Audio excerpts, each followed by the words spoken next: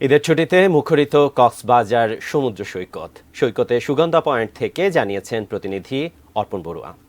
ঈদ উপলক্ষে দেশের নানান জায়গা থেকে আগত পর্যটক এখানে কেউ সমুদ্র স্নান করছেন প্রিয়জনকে সাথে নিয়ে, আবার অনেককেই আমরা দেখতে পাচ্ছি সমুদ্রের যে ভেজা বালি, সেই বালির উপর দাঁড়িয়ে সমুদ্রের গর্জনকে উপভোগ করছেন।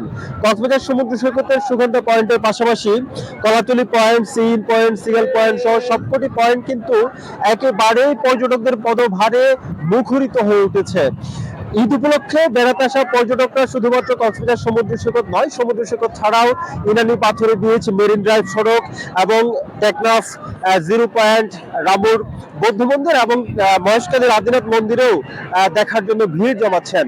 যদিও ঈদ অতিবাহিত হয়েছে, ঈদ গেল 3 থেকে 4 দিন হয়, এই 3 থেকে 4 দিন হলেও কিন্তু আজকে যেহেতু সাপ্তাহিক ছুটির দিন রয়েছে, আগামীকালও সাপ্তাহিক ছুটির দিন, স্বাভাবিকভাবেই সাপ্তাহিক ছুটির দিনগুলোতে কক্সবাজার সমুদ্র সৈকতে পর্যটকদের পদচারণায় মুখর থাকে। একই সাথে আসলে ঈদ উপলক্ষে সাধারণ মানুষ কক্সবাজারে ভ্রমণ পিপাসুরা কক্সবাজারে বেড়াতে এসেছেন।